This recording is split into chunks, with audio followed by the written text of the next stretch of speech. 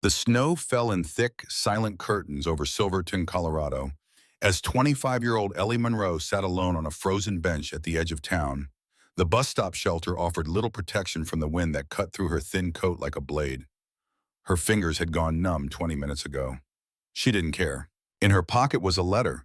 In her heart was a hole that hadn't been there 3 hours ago. Mrs. Margaret Hayes passed away at 9:17 p.m. The night nurse had said, her voice careful, rehearsed. She went peacefully, in her sleep. Peacefully, as if that word could possibly contain the weight of what Ellie had lost. As if peacefully could explain why the only person who had ever treated her like family was now lying in a hospital morgue while the rest of the world counted down to midnight. The last bus to Denver had left at 8 p.m. Ellie knew this. She'd watched it pull away from the same stop dozens of times over the past 2 years, its taillights disappearing into the mountain darkness. She wasn't waiting for a bus. She wasn't waiting for anything. She was just here, existing, crying in the kind of silent, frozen way that happens when tears have nowhere else to go. That's when the headlights appeared. The vehicle was a Range Rover. A Range Rover, black and expensive, and utterly wrong for a town like Silverton on a night like this. It slowed as it approached the bus stop, then rolled to a complete stop. Engine idling, wipers pushing away the snow. Ellie watched it with detached curiosity. In her 2 years in this town, she'd learned that strangers didn't come to Silverton in winter. The road from Denver was treacherous. The town had nothing to offer except abandoned silver mines and a population of 637 people who mostly kept to themselves. The driver's door opened. A man stepped out, tall, dark-haired with silver at the temples, wearing a wool coat that probably cost more than Ellie's monthly rent. He moved with the exhausted precision of someone running on fumes and determination. "Excuse me," he called over the wind. "Do you live here?" Ellie looked at him, looked at the car, looked at the snow accumulating on his expensive shoes. "Why?" The man took a step closer, then stopped, seeming to realize how this looked. A stranger approaching a lone woman in the middle of nowhere at nearly midnight. "We're lost," he said, "and out of gas. The GPS died an hour ago. I've been driving in circles, looking for anyone who might know where to find a gas station." "We!" As if on cue, the back doors of the Range Rover swung open and 4 boys tumbled out in a chaos of winter coats and complaints. "Dad, it's freezing. I told you we should have stopped earlier. My feet are numb. Is this a gas station? This doesn't look like a gas station." The man, their father, turned with the weary patience of someone who had answered the same questions for the past hour. "It's not a gas station. Get back in the car." "But you said back in the car." The oldest boy, maybe 10 or 11, herded his brothers back inside with practiced efficiency. The second oldest shot his father a look of pure adolescent disdain. The 2 youngest went without protest, too cold to argue. The man turned back to Ellie. "I'm sorry. 4 boys, 6-hour drive, empty tank. It's been a night."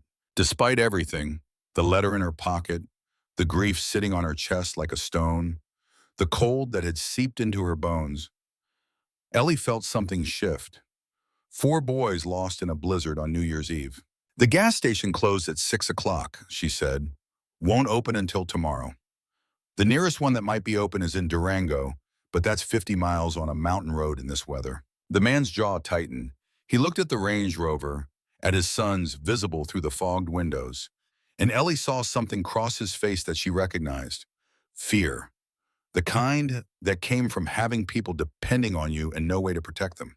"Is there a hotel, anything?" "Closed for the season. Everything's closed. So we're stuck." It wasn't a question. Ellie nodded. "Anyway." The man ran a hand through his snow-covered hair.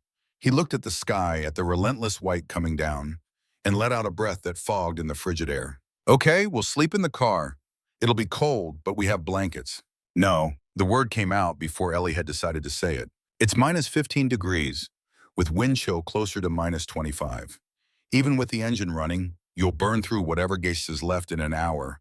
Then you'll be trapped with 4 kids and no heat. That's not surviving until morning. That's hypothermia." "Then what do you suggest?" Ellie hesitated. She thought about Margaret, about the letter in her pocket, about the house that sat empty now, 3 blocks away, filled with books and memories, and a life that had ended 3 hours ago. Then she thought about those 4 boys in the car. The youngest ones probably too young to understand the danger. The older ones, old enough to be scared, but pretending not to be. She had grown up in foster care. She knew what it felt like to be a child with no one looking out for you. I know a place, she said. It belonged to someone who passed away tonight. It has a wood stove, food, beds. It has heat. The man stared at her. You're offering to let 5 strangers stay in a dead woman's house. Would you rather freeze? A pause. Then the man laughed. A short, exhausted sound. I'm Nathan, he said. Nathan Aldridge. Ellie Monroe. Ellie. He said her name like he was memorizing it. I don't know how to thank you. Thank me by getting your kids out of the cold. Margaret Hayes' house was small, wooden, weathered by 50 Colorado winters, but warm. The key turned easily, and the door opened to a living room that smelled of lavender and old books and something Ellie couldn't name. Home. Maybe the kind of home she'd never had. Careful of the step, she said, ushering them inside. The floorboard on the left. The oldest boy stepped on it. It groaned loudly. Creaks, Nathan said. Ellie smiled despite herself. Nathan was last through the door, carrying the youngest boy, Lucas, she'd gathered, who had fallen asleep on the walk over. He set the child down on the worn couch with surprising gentleness, then looked around the room. It's not much, Ellie said, feeling oddly defensive. It's perfect. Nathan's voice was quiet. He was looking at the fireplace, at the walls covered in photographs and children's drawings, gifts from Margaret's students over 35 years of teaching. It feels like someone actually lived here, not just existed. Ellie didn't know how to respond. She busied herself with the wood stove, building a fire until flames crackled and warmth began spreading through the room. Lucas, the youngest, 5 years old, with dark hair and sleepy eyes, stirred on the couch. Where are we? Somewhere safe, Nathan said. Go back to sleep. But it's almost midnight. You said we could watch the fireworks at the cabin. Change of plans, buddy. Lucas's face crumpled, not quite crying, but close. We never do the cabin anymore, not since Mom died. The room went still. Ellie saw it, the way Nathan's shoulders tensed, the way the other boys suddenly found the floor very interesting, the way the word Mom hung in the air like something fragile and sharp. The cabin will still be there tomorrow, Nathan said, his voice carefully even. Right now, we're guests in this nice lady's house, and we need to be grateful. But, Lucas, enough. The boy fell silent, but his eyes, dark and wounded and too old for 5, stayed fixed on his father with something that looked like accusation. Nathan turned away. Is there somewhere I can? Kitchen's through there, Ellie said. I'll heat up some soup. 20 minutes later, the boys were fed and beginning to droop. Bennett, the second oldest, had claimed the pull-out sofa. The 2 youngest, Theo and Lucas, were half asleep on the floor in front of the fire, wrapped in quilts that Ellie had found in Margaret's linen closet. Only Oliver, the oldest, the serious one, the one who watched everything with eyes that missed nothing, remained awake, sitting cross-legged by the bookshelf, pretending to read a copy of Charlotte's Web that was clearly too young for him. Nathan stood at the window, looking out at the snow. She passed away tonight, he asked without turning around. The woman who lived here? Ellie nodded, though he couldn't see her. 3 hours ago at the hospital where I work. Family? No. The word came out rougher than she intended. No family, she was alone. Now Nathan did turn. His expression was unreadable. But you were with her. I was her nurse for 2 years. That's not what I asked. Ellie looked at the photographs on the wall. Margaret young and laughing. Margaret with her second-grade classes. Margaret standing in front of this very house on some long-ago summer day. She was the closest thing to family I ever had. Ellie said quietly. I didn't know that until tonight. She reached into her pocket and pulled out the letter. Cream-colored envelope. Margaret's shaky handwriting spelling out her name. She left me this, and I found out. Her voice caught. I found out she might have been my great-grandmother. That she had a daughter 47 years ago who she gave up. That daughter had a daughter, and that daughter, my mother, had me. And I ended up here taking care of her for 2 years, and neither of us knew. Nathan was silent for a long moment. You found your familiar family, he said finally, and lost her on the same night. Yes, I'm sorry. So am I. The fire crackled. Somewhere outside, distant and faint, the sound of fireworks drifted over the mountains, probably from Durango 50 miles away, muffled by snow and distance. Theo, the 6-year-old, stirred by the fire. His eyes opened, unfocused at first, then sharpening as he registered the sounds. Fireworks, he whispered. He scrambled to the window, pressing his face against the cold glass. The other boys woke too, drawn by his movement, and suddenly all 4 of them were crowded at the window, watching the faint flashes of color bloom over the distant peaks. Mom used to hold me during the fireworks, Theo said softly. She said the loud ones were the sky celebrating. No one responded. Nathan stood apart, watching his sons watch the fireworks. His face was carefully blank, but his hands, clenched at his sides, told a different story. Ellie moved without thinking. She crossed to where Theo stood and crouched beside him. Can I tell you something? She said. Theo looked at her, wary but curious. The lady who lived in this house, her name was Margaret. She was a teacher. She taught second grade for 35 years. And she told me once that fireworks aren't just for celebrating. They're for remembering. Every spark that goes up is someone we love, shining so bright that for just a second, they're back with us. Theo's eyes went to the window, to the faint blooms of pink and gold. You think my mom's up there? I think if she loved you, and I'm sure she did, then she's everywhere you look for her. Theo was quiet, then slowly he leaned into Ellie's side. Across the room, Nathan watched, and Ellie saw something in his face that hadn't been there before. Something cracked open, raw, like a wound that had been closed too long. By 1 a.m., the boys were finally asleep. Lucas and Theo upstairs, Bennett on the pullout. Oliver curled in an armchair with a blanket pulled to his chin. The house had settled into that particular quiet of sleeping children and crackling fires. Ellie sat at the kitchen table, Margaret's letter spread before her, reading it for the 4th time. Nathan appeared in the doorway, 2 mugs in his hands. I found tea. She accepted one without thinking. The warmth felt foreign against her frozen fingers. You don't have to stay up, she said. You've been driving for hours. Can't sleep. He sat across from her, looked at the letter. May I? She hesitated, then pushed it toward him. He read slowly, carefully. When he finished, he set it down and was quiet for a long moment. March 15th, 1977, he said finally. And you were born March 15th, 1997, 20 years apart. Exactly. And you grew up in the Denver foster system, the same orphanage Margaret mentioned. Nathan looked at her. That's not coincidence. No, I don't think it is. So what are you going to do? Ellie stared at the letter, at Margaret's shaky handwriting, at the words her mother never stopped loving her. I need to find out for sure.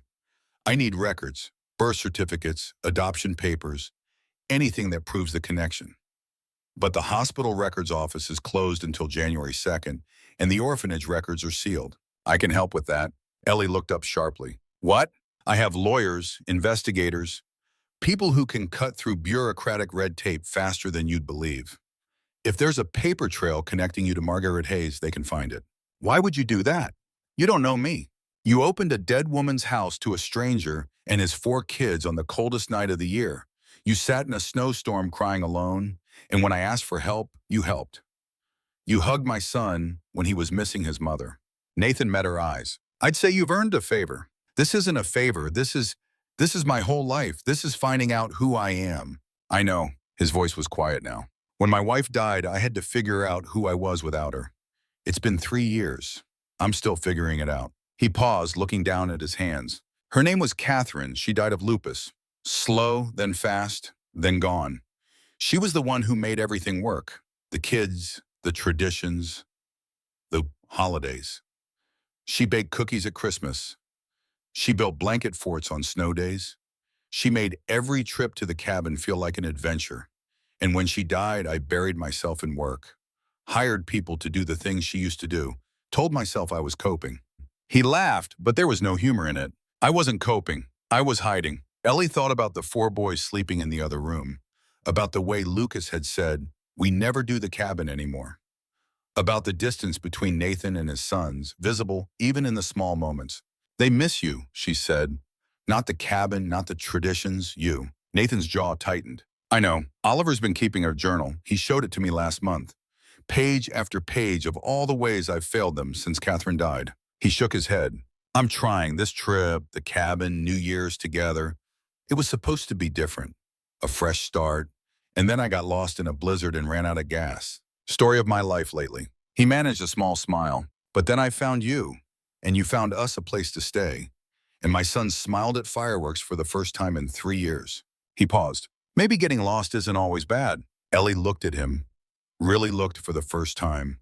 Past the expensive coat and the tired eyes and the careful control. She saw a man drowning in grief he didn't know how to process. A father who loved his sons but had forgotten how to show it.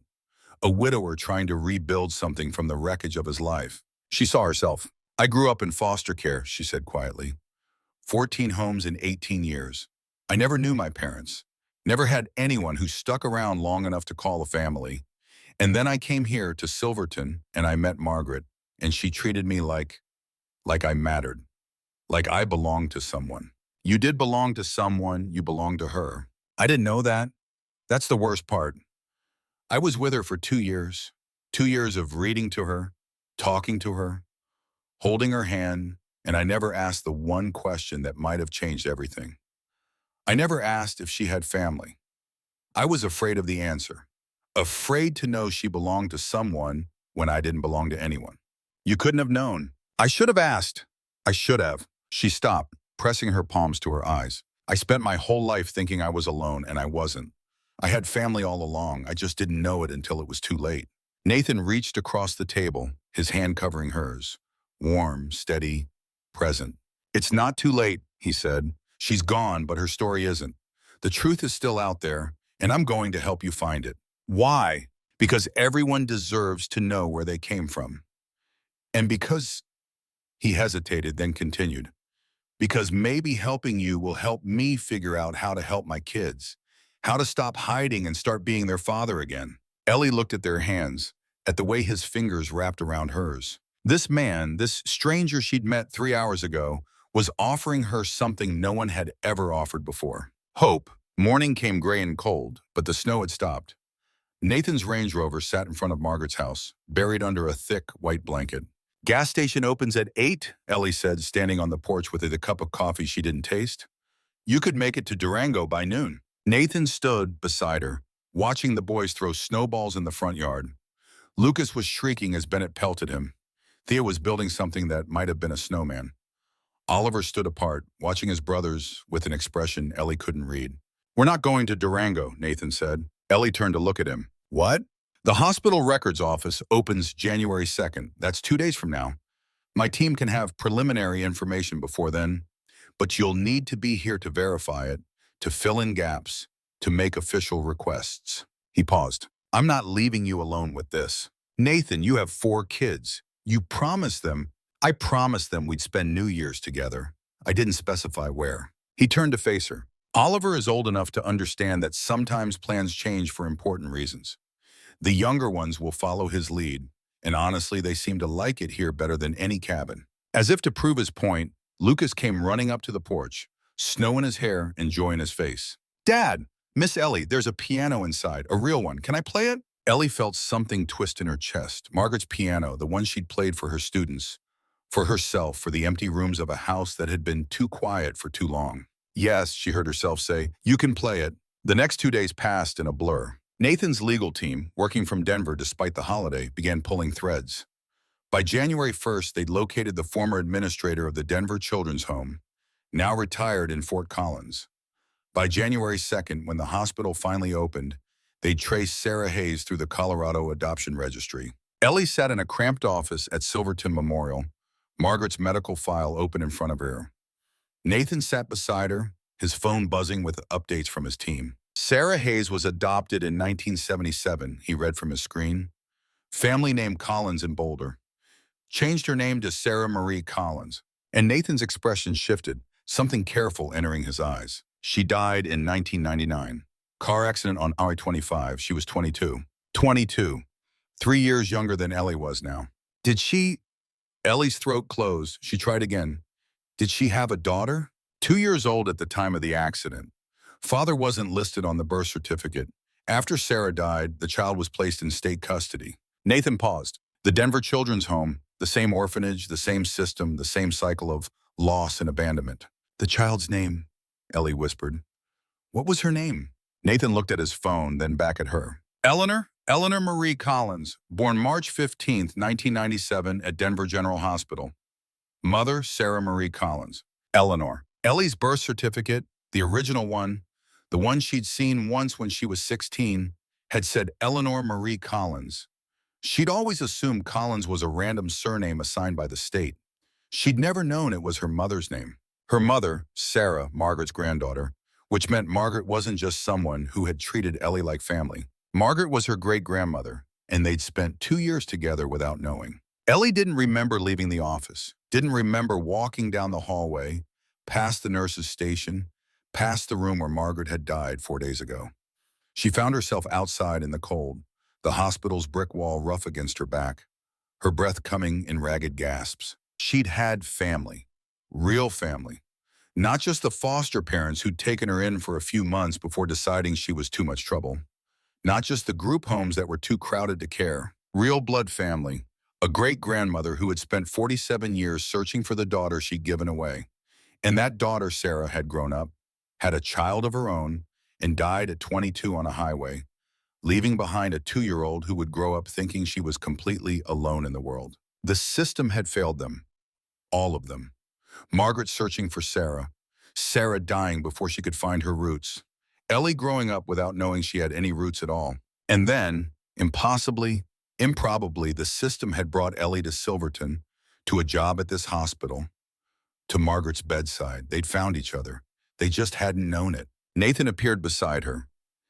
He didn't say anything, just stood there, close enough that she could feel his warmth, far enough that she had space. She knew, Ellie whispered. Margaret. She suspected. The letter. She said she noticed my birthday, my background, the way I looked. She wondered if I might be connected to Sarah, but she never said anything. Maybe she was afraid of being wrong or afraid of being right. Ellie pressed her palms to her eyes. 2 years. 2 years of reading to her, holding her hand, telling her stories, and she died without knowing. She broke. Not quiet tears this time. Real gasping sobs that shook her whole body, that came from somewhere so deep she hadn't known it existed. She cried for Margaret, who had spent her life searching, for Sarah, who had died too young, for herself, the little girl who had grown up believing she was unwanted. Nathan's arms came around her. He didn't say anything, no empty words of comfort, no meaningless assurances. He just held her while she fell apart. And when the tears finally stopped, when she pulled back and wiped her face with frozen fingers, he was still there. "What do you need?" he asked simply. Ellie looked at him, this stranger who had become something else, something she didn't have a name for yet. "I need to bury her properly," she said. "A real funeral with people who knew her." "Okay, and I need to stay here, in her house, in Silverton." She left it to me, apparently. One of the few things she did have to leave. I'm going to live there, and I'm going to do something with it. What kind of something? Margaret spent her last months in a hospital. Sterile, cold, surrounded by strangers. Ellie paused. What if people didn't have to die like that? What if they could spend their last days in a real home, with warmth and dignity and people who actually cared? A hospice house, something like that. Margaret's home. I'm thinking for people who deserve better than dying alone. Nathan was quiet. Then he said, "I want to help." "You don't have to." "I know I don't have to. I want to. Call it an investment." He smiled. "Or call it an excuse to drive 6 hours and see you." "That's a terrible business model. I've made worse decisions." He reached out, took her hand. "I'm serious, Ellie. This week changed something. I don't know what we are, friends maybe, or something on the way to something else, but I don't want to lose it, whatever it is." Ellie looked at their joined hands, at this man who had stopped at a bus stop and changed her entire life. "Okay," she said. "Come back. Call. Drive 6 hours in blizzards. But Nathan," she waited until his eyes met hers. "I need you to promise me something. Anything. Those boys, Oliver, Bennett, Theo, Lucas, they need you more than you know. I see the way they look at you like they're waiting for their father to come back. So when you go to Denver, when you go back to work and meetings and everything else, don't disappear on them. Be there, present, even when it hurts." Nathan's expression shifted. Something cracked open behind his eyes. "I know," he said quietly. "I know I've been failing them. I've been so lost in my own grief that I couldn't see theirs." "Then see it now. That's all any of us can do. See each other and show up anyway." He squeezed her hand. "Deal." Valentine's Day. Ellie was hanging the last of the new curtains in the front room when she heard the car pull up. She glanced at the clock. 3:30 p.m. Nathan wasn't supposed to arrive until 6. Maybe traffic had been lighter than usual. But when she opened the door, it wasn't just Nathan standing on the porch. It was Nathan and all 4 boys. Oliver stood at the front holding a bouquet of flowers. Roses, pink and white and red, slightly crushed from the 6-hour drive. Bennett was carrying a box that was badly wrapped in silver paper. Theo had a card clutched in his fist. And Lucas was holding the silver bracelet. The bracelet Ellie had laid on Margaret's grave. The bracelet she thought was gone forever. "We made Dad go back for it," Oliver said, his voice solemn. "After the funeral, we knew you'd want it, and we figured—" He glanced at his brothers, then back at Ellie. "We figured if you were going to be part of our family, you should have family things." Ellie couldn't breathe. She looked from the bracelet to the boys to Nathan, who stood behind them with an expression she couldn't read. "They insisted," Nathan said. "The whole thing was their idea. The flowers, the bracelet, everything." "We voted," Bennett added. "It was unanimous." "What did you vote on?" Ellie managed. Lucas stepped forward, holding out the bracelet with both hands, his dark eyes serious. "We voted to keep you." Behind him, Theo nodded vigorously. "Dad said you're scared of being left, so we wanted you to know that we won't leave. Not ever. We're a package deal." Oliver said, "Dad and us, all 5, and we want you into the package." Ellie sank to her knees in the doorway, tears streaming down her face. She took the bracelet from Lucas's hands, felt the weight of it, the history of it, Margaret's hope, in Sarah's memory, and her own belonging, all wrapped in tarnished silver. "I don't know what to say," she whispered. "Say yes," Lucas said. "That's what Dad said to say." She laughed, a watery, broken sound. And then she pulled Lucas into a hug, and Theo piled on. And then Bennett was there, pretending to be too cool for hugs, but hugging her anyway. And finally, Oliver, the serious one, the watcher, wrapped his arms around all of them and held on tight. Nathan stood on the porch, watching his sons embrace this woman who had become somehow, impossibly, part of their family. "Yes," Ellie said, her voice muffled against Lucas's coat. "Yes to all of it. Yes to keeping. Yes to being kept." 1 year later, New Year's Eve. The bus stop at the edge of Silverton looked the same as it had the year before. Same bench, same shelter, same snow falling in thick, silent curtains. But everything else was different. Margaret's home had opened in October. 4 beds, 3 staff members, a waiting list of families who wanted their loved ones to die somewhere that felt like home. The first patient, a retired school teacher named Harold, who had no family, had passed away 2 weeks ago, surrounded by warmth and dignity, with Ellie reading Charlotte's Web aloud as he slipped away. Nathan had moved his company operations to Durango, an hour away, close enough to see Ellie every day, far enough to give them both space. The boys came up on weekends, and their laughter had become as much a part of Margaret's house as the creaking floorboard by the door. The wedding was planned for spring. Small ceremony, just family. Ellie would wear the silver bracelet, and Oliver would be the ring bearer, and Lucas had already announced that he was giving a speech whether anyone liked it or not. But tonight was just the 5 of them. Nathan and Ellie and the 4 boys who had become hers, standing at the same bus stop where everything had begun. "Why are we here again?" Bennett asked, stamping his feet against the cold. "Because this is where Dad found Ellie," Lucas said matter-of-factly. "Remember, she was crying and we stopped, and she let us stay in her grandma's house." "It wasn't her grandma's house then," Oliver corrected. "She didn't know yet, but it was always her grandma's house," Theo said. "Even if she didn't know, that's the point." Nathan looked at Ellie, smiled. "They've been rehearsing this conversation for the whole drive." I noticed. She looked at these boys, her boys now, legally and completely. The adoption finalized 3 months ago. At this man who had stopped at a bus stop and changed her entire life. At the town that had become her home. The house that had become her purpose. The family that had become her heart. "A year ago," she said, "I was sitting on this bench crying. I thought I was completely alone. I thought I'd lost the only person who ever loved me. And then Dad showed up," Lucas said. "And then Dad showed up." She ruffled his hair. "With 4 freezing boys, an empty gas tank, and no idea what he was doing." "I still don't know what I'm doing," Nathan said. "None of us do. That's not the point." "What is the point?" Ellie looked at the sky, at the snow falling soft and endless, at the faint glow of distant fireworks beginning over the mountains. "The point is that sometimes being lost is how you find home. Sometimes the worst night of your life leads to the best thing that ever happened to you. And sometimes," she reached out, took Nathan's hand, felt his fingers lace through hers. "Sometimes the stranger who stops to help becomes family." The fireworks burst overhead, pink and gold and silver, like the bracelet on her wrist, like the joy in her heart. "Happy New Year," Nathan said. "Happy New Year." Lucas tugged at her coat. "Mom, Ellie, are you going to cry this year?" She laughed, pulled him close, looked at her family, her real, true, found family, standing together in the snow. "No," she said, "this year nobody's crying alone." And they weren't. And so on that snowy New Year's Eve, two broken souls found each other and became whole. Sometimes the family you're searching for has been searching for you too.